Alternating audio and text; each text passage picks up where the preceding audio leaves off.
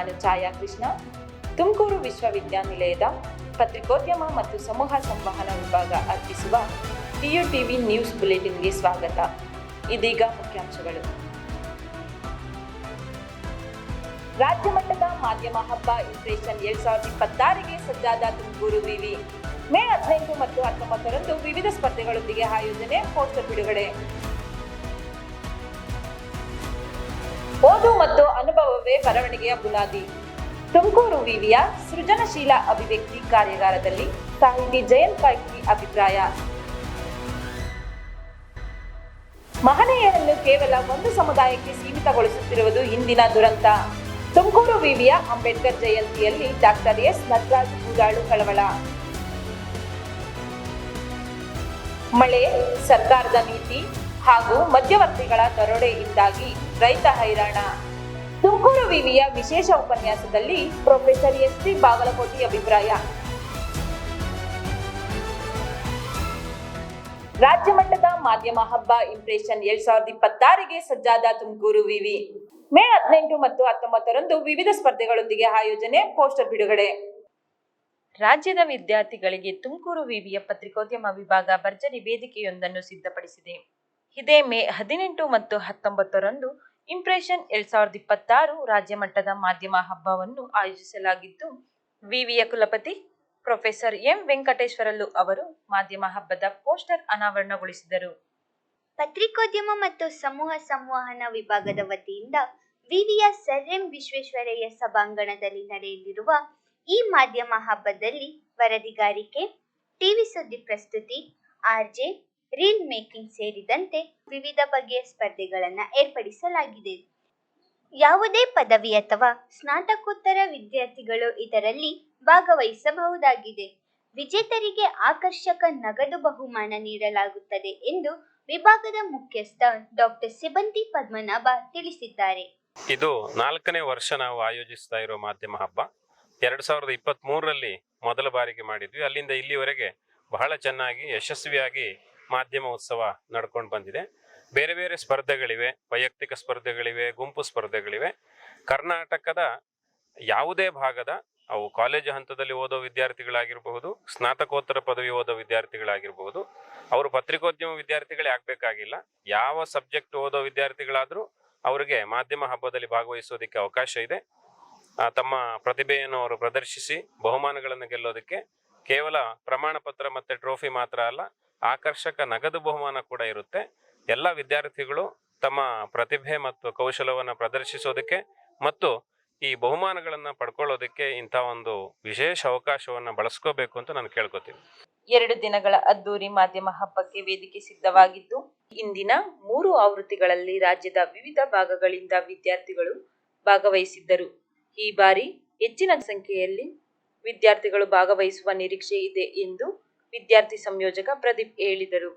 ಕಳೆದ ಬಾರಿ ಹೆಚ್ಚಿನ ಸಂಖ್ಯೆಯಲ್ಲಿ ವಿದ್ಯಾರ್ಥಿಗಳು ಪಾರ್ಟಿಸಿಪೇಟ್ ಮಾಡಿದ್ರು. ಈ ಬಾರಿಯೂ ಅದೇ ರೀತಿ ಹೆಚ್ಚಿನ ಸಂಖ್ಯೆಯಲ್ಲಿ ವಿದ್ಯಾರ್ಥಿಗಳು ರಾಜ್ಯದ ವಿವಿಧ ಮೂಲೆಯಿಂದ ಕರೆ ಮಾಡ್ತಾ ಇದ್ದಾರೆ. ತುಂಬಾ ಒಳ್ಳೆ ರೆಸ್ಪಾನ್ಸ್ ಇದೆ. ನಿಮ್ಮ ಆಗಮನಕ್ಕೋಸ್ಕರ ಕಾಯ್ತಾ ಇದ್ದೀವಿ. ಬನ್ನಿ, ಕಾರ್ಯಕ್ರಮ ಯಶಸ್ವಿಗೊಳಿಸಿ, ಕಾರ್ಯಕ್ರಮದಲ್ಲಿ ಪಾರ್ಟಿಸಿಪೇಟ್ ಮಾಡಿ ಬಹುಮಾನ ನಿಂದಾಗಿಸ್ಕೊಳ್ಳಿ.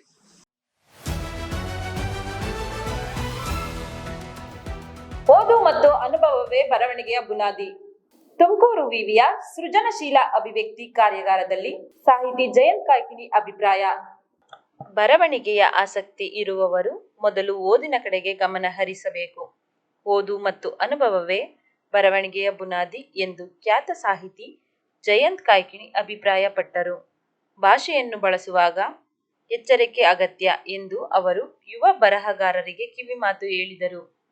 ತುಮಕೂರು ವಿಶ್ವವಿದ್ಯಾನಿಲಯದ ಕುವೆಂಪು ಅಧ್ಯಯನ ಪೀಠದ ವತಿಯಿಂದ ಆಯೋಜಿಸಿದ್ದ ಸೃಜನಶೀಲ ಅಭಿವ್ಯಕ್ತಿ ಬಿಂಬವೊಂದು ಕನ್ನಡಿನೂರು ಎಂಬ 2 ದಿನದ ಕಾರ್ಯಾಗಾರವನ್ನು ಉದ್ಘಾಟಿಸಿ ಸಾಹಿತಿ ಜಯಂತ್ ಕಾಯ್ಕಿಣಿ ಮಾತನಾಡಿದರು.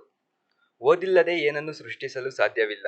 ಸಾಹಿತ್ಯ ಕೇವಲ ಶೋಕಿಯಲ್ಲ, ಅದೊಂದು ಸಂವಾದ ಎಂದು ಅವರು ವಿಶ್ಲೇಷಿಸಿದರು. ಏನು ಓದಿದೀಯಪ್ಪ ಅಂತ ಹೇಳಿದ್ರೆ ಸ್ವಲ್ಪ ನಗೇಳ ಹೇಳಿಲ್ಲ. ಏನು ಓದಿದೀಯ? ಆಮೇಲೆ ಪತ್ರಿಕೆಗಳನ್ನಾದ್ರೂ ಓದ್ತೀಯ ಅಂತ ಹೇಳಿದ್ರೆ ಇಲ್ಲ. ಮಯೂರ ಅಂತ ಒಂದು ಬರುತ್ತೆ, ಗೊತ್ತಿದೆಯಾ ಅಂತ ಹೇಳಿದ್ರೆ ಏನು ಸರ್ ಅದು? ಮಯೂರ ಅನ್ನುವಂತ ಒಂದು ಮಾಸ ಪತ್ರಿಕೆ ಬರ್ತದೆ ಅನ್ನೋದು ಕವನ ಸಂಕಲನ 3 ಪುಸ್ತಕ ತಂದಂತ ಬಹುಮಾನ ವಿಜೇತ ಒಬ್ಬ ಲೇಖಕನಿಗೆ ಗೊತ್ತಿತ್ತು. ಮನುಷ್ಯ ಲೋಕದಲ್ಲಿ ಒಡನಾಟ ಬೇಕು ನಿಮ್ಗೆ, ಮನುಷ್ಯ ಲೋಕದ ಜೊತೆಗೆ ಸಂಪರ್ಕ ಬೇಕು. ಅದೇ ನಿಮ್ಮ ಅನುಭವ ಸಾಮಗ್ರಿ, ಅಲ್ಲಿಂದಲೇ ಬರೋದು. ನಿಮ್ಮ ಜೀವನದಲ್ಲಿ ಏನ್ ಪರೀಕ್ಷೆಗಳು ಬರ್ತಾವಲ್ಲ, ಅದಕ್ಕೆ ಟೆಕ್ಸ್ಟ್ ಬುಕ್ಗಳು ಯಾವುದು? ಸಾಹಿತ್ಯವನ್ನು ನೀವು ಓದಿದ್ರೆ ನಿಮ್ಮ ಜೀವನದ ಪರೀಕ್ಷೆಗಳಿಗೆ ಅವು ನಿಮ್ಮನ್ನ ಸಜ್ಜುಗೊಳಿಸುತ್ತೆ. ನೀವು ಒಬ್ಬ ಕ್ರಿಯೇಟಿವ್ ರೈಟರ್ ಆಗ್ಬೇಕಂದ್ರೆ ಅದು ನಿಮ್ಮ ಜೀವದ ಭಾಗ ಆಗಬೇಕು. ನಿಮ್ಮ ಜೀವ ನಾವೆಲ್ಲ ಒಂದೇ ಸಂಯುಕ್ತ ಸಂಸಾರ ಅನ್ನೋ ರೀತಿಯಲ್ಲಿ. ಈಗ ನಿಮ್ಮ ಮನೆಯಲ್ಲಿರುವ ಎಲ್ಲರ ಬವಣೆ ನಿಮ್ಗೆ ಗೊತ್ತಲ್ವ? ನಿಮ್ಮ ಅಣ್ಣ, ನಿಮ್ಮ ತಾಯಿ, ನಿಮ್ಮ ಚಿಕ್ಕಮ್ಮ, ಅವರೆಲ್ಲರ ಕಥನ ಅವ್ರಿಗೆ ಯಾರಿಗೆ ಏನು ಇಷ್ಟ ಎಲ್ಲ ಗೊತ್ತಲ್ವ ನಿಮ್ಗೆ? ಅವನಿಗೆ ನೋವಾದ್ರೂ ಗೊತ್ತಲ್ಲ, ಬಾಯಿ ಬಿಟ್ಟು ಹೇಳ್ಬೇಕಾಗತ್ತ. ಹಾಗೆ ಸಹಜೀವನದಲ್ಲಿ ಒಂದು ಸಮಾಜದಲ್ಲಿ ಯಾರು ಬಾಯಿ ಬಿಟ್ಟು ಹೇಳ್ಬೇಕು, ನಮ್ಗೆ ಗೊತ್ತಾಗ್ಬೇಕು. ಆ ತರದ ಒಂದು ಕಲೆಕ್ಟಿವ್ ಸೋಲ್ ಎಲ್ಲರಿಗೂ, ಅದರ ಅಭಿವ್ಯಕ್ತಿ, ಅದರ ಆಚರಣೆ ಸಾಹಿತ್ಯ. ಅದು ಆಟೋಮೆಟಿಕಲಿ ಆವಾಗ ನಿಮ್ಮ ಬರವಣಿಗೆಯಲ್ಲಿ ಜೀವ. ಸಾಹಿತ್ಯ ಅನ್ನೋದು ಶೋಕಿನೂ ಅಲ್ಲ, ಟೈಮ್ ಪಾಸು ಅಲ್ಲ, and it is not dairy. ಈ ಜೀವನದ ಸಂಸಾರದ ಭಾರವನ್ನ, ದೈನಿಕದ ಭಾರವನ್ನ ಹಗುರಗೊಳಿಸೋಕೆ ಮಾಡಿಕೊಂಡಿರೋದಿದು ಸಾಹಿತ್ಯ, ಕಲೆ ಎಲ್ಲವೂ. ಸಾಹಿತ್ಯ ಇಸ್ ಎ ಕಮ್ಯುನಿಕೇಶನ್. ಸಾಹಿತ್ಯ ಅನ್ನೋದು ಒಂದು ಸಂವಾದ ಇವರ್ ಕೋಟ್ ಆಗಿದೆ. ಮತ್ತು ಸಾಹಿತ್ಯದಲ್ಲಿ ನೀನು ಒಂದು ಭಾಷೆಯನ್ನು ಬಳಸ್ತಾ ಇದೀಯ. ಆ ಭಾಷೆ ಅನ್ನೋದು public property. You have not invented it. ಅದು ಅನಾದಿಯಿಂದ ಇದೆ. ಅದನ್ನು ಬಳಸಿದರೆ ಎಲ್ಲದರ ಮೇಲೆ ಅವರ ಅಧಿಕಾರ ಇದೆ. ಕಾರ್ಯಕ್ರಮದಲ್ಲಿ ಪರೀಕ್ಷಾಂಗ ಕುಲಸಚಿವ ಪ್ರೊಫೆಸರ್ ಮೋಹನ್ ಎಚ್.ಎಸ್. ಮತ್ತು ಕಾರ್ಯಕ್ರಮದ ಸಂಯೋಜಕಿ ಪ್ರೊಫೆಸರ್ ಗೀತಾ ವಸಂತ್ ಸೇರಿದಂತೆ ಗಣ್ಯರು ಉಪಸ್ಥಿತರಿದ್ದರು. ಮಹನೀಯರನ್ನು ಕೇವಲ ಒಂದು ಸಮುದಾಯಕ್ಕೆ ಸೀಮಿತಗೊಳಿಸುತ್ತಿರುವುದು ಹಿಂದಿನ ದುರಂತ. ತುಮಕೂರು ವಿವಿಯ ಅಂಬೇಡ್ಕರ್ ಜಯಂತಿಯಲ್ಲಿ ಡಾಕ್ಟರ್ ಎಸ್ ನಟರಾಜು ಬೂದಾಳು ಕಳವಳ. ಗಾಂಧಿ, ಕುವೆಂಪು, ಅಂಬೇಡ್ಕರ್ ಹಾಗೂ ಬಸವಣ್ಣನವರಂತಹ ಮಹನೀಯರು ಕೇವಲ ಒಂದು ಸಮುದಾಯಕ್ಕೆ ಸೀಮಿತವಾಗುತ್ತಿರುವುದು ದುರಂತ ಎಂದು ವಿಮರ್ಶಕ ಡಾಕ್ಟರ್ ಎಸ್ ನಟರಾಜು ಬೂದಾಳು ತೀವ್ರ ಕಳವಳ ವ್ಯಕ್ತಪಡಿಸಿದರು.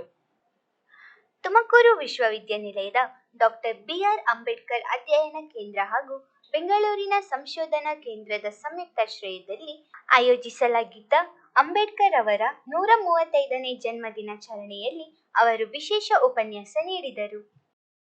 ಇಂದು ರಾಜಕೀಯ ಸಂವಿಧಾನಕ್ಕಿಂತಲೂ ಸಾಂಸ್ಕೃತಿಕ ಸಂವಿಧಾನಗಳೇ ನಮ್ಮ ಬದುಕನ್ನು ಹೆಚ್ಚು ನಿಯಂತ್ರಿಸುತ್ತಿವೆ ಎಂದ ಅವರು, ಸರ್ವಾಧಿಕಾರವನ್ನು ತಡೆಯಲು ಸಮಾಜದಲ್ಲಿ ಸದಾ ಪ್ರಶ್ನಿಸುವ ಮನೋಭಾವ ಬೆಳೆಸಿಕೊಳ್ಳುವುದು ಅತ್ಯಗತ್ಯ ಎಂದು ಕರೆ ನೀಡಿದರು. ಅಂಬೇಡ್ಕರ್ ಈ ನೆಲಕ್ಕೆ 3 ಮುಖ್ಯ ಕೊಡುಗೆಗಳನ್ನ ಕೊಟ್ಟಿದ್ದಾರೆ.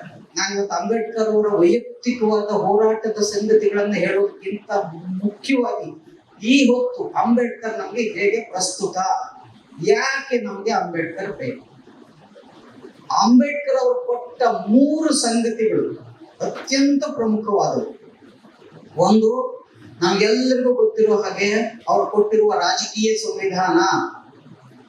ಎರಡನೇದೊಂದು ಕೊಟ್ಟಿದ್ದಾರೆ, ಈ ರಾಜಕೀಯ ಸಂವಿಧಾನದ ಬಗ್ಗೆ ತುಂಬಾ ಮಾತಾಡಿದೀವಿ, ತುಂಬಾ ಕೇಳಿಸ್ಕೊಂಡಿದೀವಿ, ಮಾತಾಡಿದೀವಿ ಅಷ್ಟೇ, ಬದುಕಿಲ್ಲ.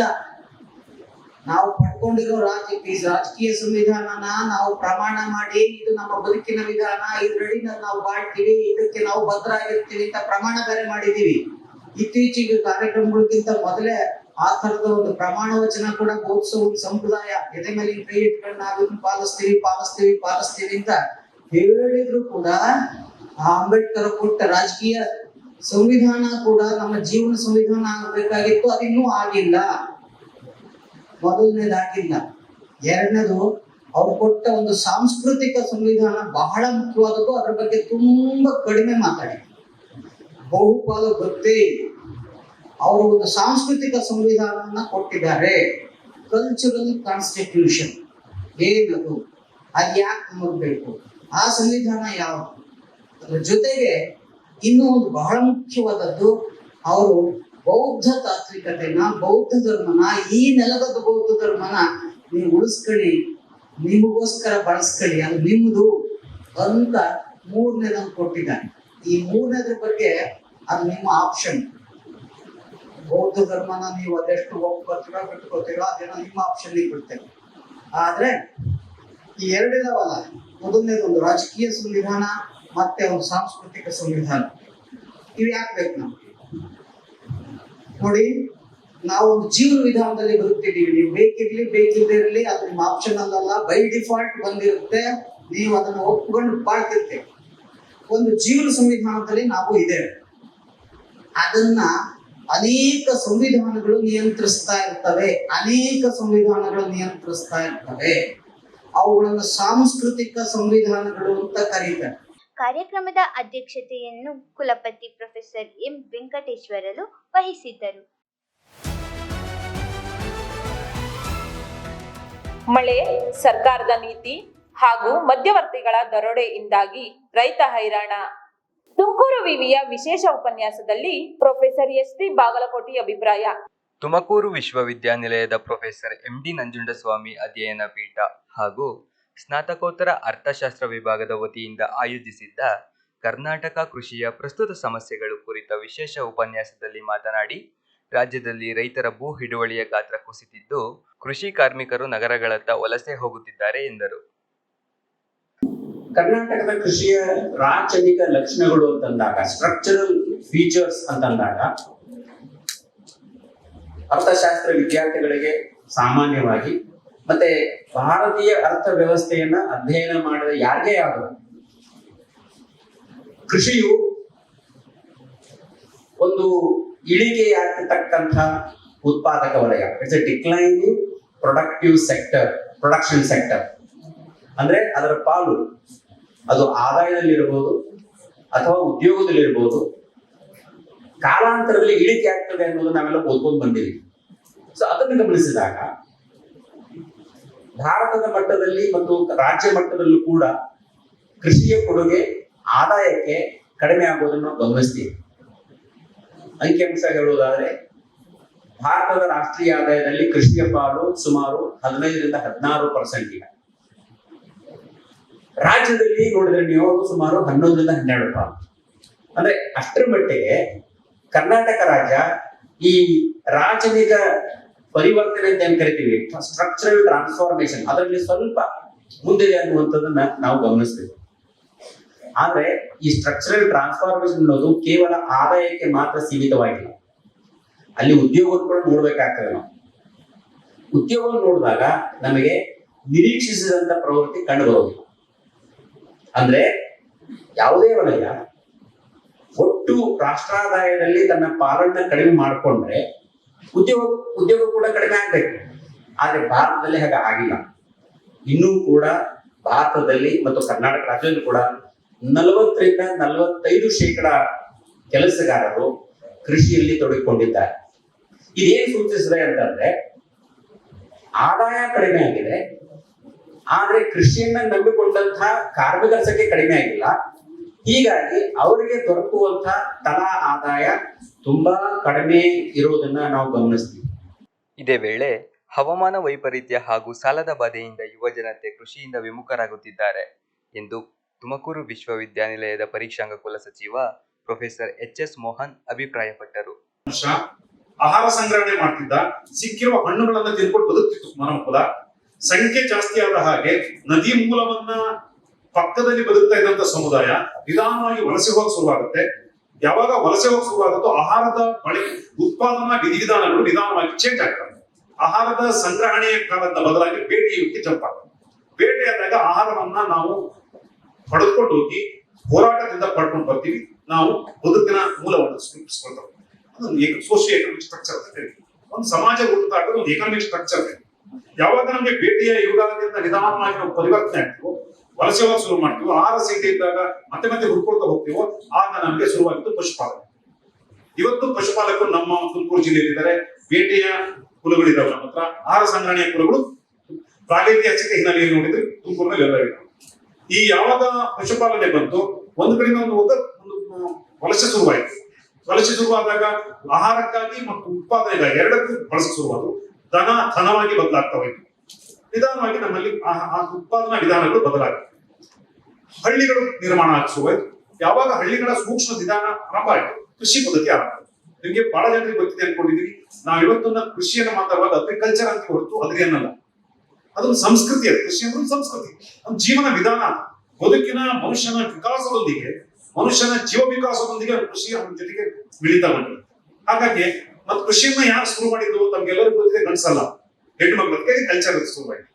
ಎಲ್ಲೋ ಮನೆಯಲ್ಲಿರ್ತಕ್ಕಂಥ ಒಬ್ಬ ಹೆಣ್ಣು ಮಗಳು ಗೆಡ್ಡೆಯನ್ನ ನೆಟ್ಟವಳು ಅಕಸ್ಮಾತ್ ಒಂದು ಗೆಡ್ಡೆಯನ್ನ ಒಂದು ಗುಂಡಿ ಮಾಡಿ ತೆಗೆದು ಗರ್ಭಿಣಿಯಾಗಿದ್ಲು ಅಥವಾ ಹೆರಿಗೆ ಆಗಿತ್ತು, ಮನೆಗಿತ್ತು.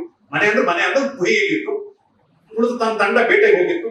ಅಕಸ್ಮಾತ್ ಒಂದು ಗಿಡ ನೆಟ್ಟು ಚಿಗುರಿದಾಗ ನಾವು ಗಿಡ ನೆಟ್ಟು ಚಿಗುರಿಸ್ಕೋಬಹುದು, ಇದನ್ನ ಬೆಳ್ಕೋಬಹುದು ಅನ್ನೋ ಪರಿಕಲ್ಪನೆ ನೋಡಿದಾಗ ಹೆಣ್ಣು ಮಕ್ಕಳು ಕೃಷಿಯನ್ನು ಆರಂಭಿಸ್ತಾರೆ. ಇವತ್ತಿಗೂ ನಮ್ಮ ಅಗ್ರಿಕಲ್ಚರ್ ಸಿಸ್ಟಮ್ ನಲ್ಲಿ ಮೊದಲ ಉತ್ಪಾದನಾ ಕ್ರಮ ಆರಂಭವಾಗೋದು ಪೂಜೆ ಇದೆ. ದೈವ ಅಂತ ಅಲ್ಲ, ಅದು ಸಂಸ್ಕೃತಿಯ ಸ್ವರೂಪದಲ್ಲಿ.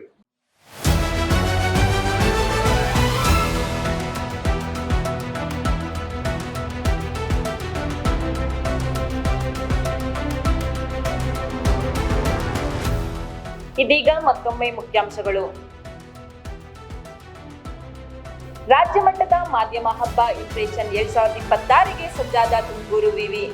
ಮೇ 18 ಮತ್ತು 19ರಂದು ವಿವಿಧ ಸ್ಪರ್ಧೆಗಳೊಂದಿಗೆ ಆಯೋಜನೆ, ಪೋಸ್ಟರ್ ಬಿಡುಗಡೆ. ಓದು ಮತ್ತು ಅನುಭವವೇ ಬರವಣಿಗೆಯ ಬುನಾದಿ. ತುಮಕೂರು ವಿವಿಯ ಸೃಜನಶೀಲ ಅಭಿವ್ಯಕ್ತಿ ಕಾರ್ಯಾಗಾರದಲ್ಲಿ ಸಾಹಿತಿ ಜಯಂತ್ ಕಾಯ್ಕಿಣಿ ಅಭಿಪ್ರಾಯ. ಮಹನೀಯರನ್ನು ಕೇವಲ ಒಂದು ಸಮುದಾಯಕ್ಕೆ ಸೀಮಿತಗೊಳಿಸುತ್ತಿರುವುದು ಇಂದಿನ ದುರಂತ. ತುಮಕೂರು ವಿವಿಯ ಅಂಬೇಡ್ಕರ್ ಜಯಂತಿಯಲ್ಲಿ ಡಾಕ್ಟರ್ ಎಸ್ ನಟರಾಜ್ ಕೂದಾಳು ಕಳವಳ. ಮಳೆ, ಸರ್ಕಾರದ ನೀತಿ ಹಾಗೂ ಮಧ್ಯವರ್ತಿಗಳ ದರೋಡೆಯಿಂದಾಗಿ ರೈತ ಹೈರಾಣ. ತುಮಕೂರು ವಿವಿಯ ವಿಶೇಷ ಉಪನ್ಯಾಸದಲ್ಲಿ ಪ್ರೊಫೆಸರ್ ಎಸ್.ಟಿ. ಬಾಗಲಕೋಟೆ ಅಭಿಪ್ರಾಯ. ಇನ್ನಷ್ಟು ಕ್ಯಾಂಪಸ್ ಸುದ್ದಿಗಳೊಂದಿಗೆ ಮುಂದಿನ ಸಂಚಿಕೆಯಲ್ಲಿ ಭೇಟಿಯಾಗೋಣ. ಧನ್ಯವಾದಗಳು.